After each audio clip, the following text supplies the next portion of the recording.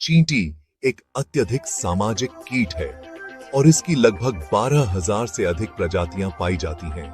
यह संख्या लगभग पूरी दुनिया में फैली हुई है। चींटियां अपने सामाजिक जीवन के लिए जानी जाती हैं और ये उपनिवेशों में रहती हैं जो रानी चींटी, श्रमिक चींटियां और नर चींटियों के समूह से मिलकर बनती हैं। चींटी का जीवन चक्र। अंडा, लार्वा, प्यूपा, वयस्क चींटी।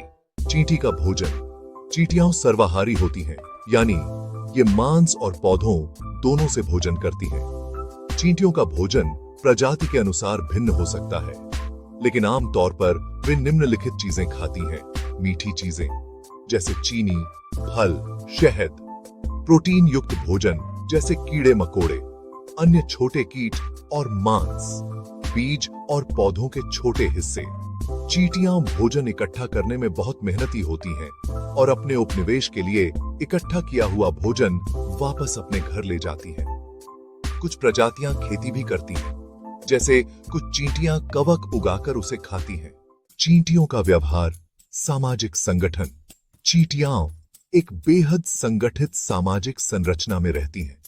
उपनिवेश में एक रानी चींटी होती है जो अंडे देती है और श्रमिक चींटियां रानी की देखभाल, भोजन इकट्ठा करने और घोंसले की रक्षा का काम करती हैं। नर चींटियों का काम मुख्य रूप से रानी से प्रजनन करना होता है। संवाद। चींटियां आपस में फेरोमोन नामक रसायनों के द्वारा संवाद करती हैं।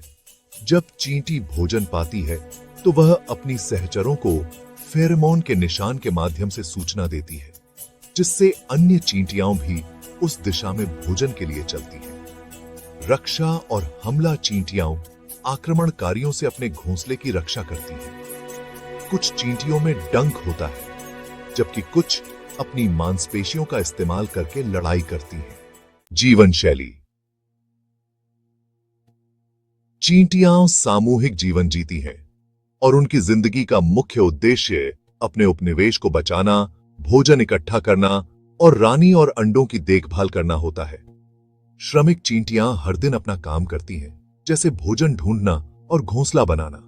चींटियां एक दूसरे के साथ तालमेल बिठाकर काम करती हैं, जिससे उनका जीवन एक समुदाय में अच्छी तरह से चलता है।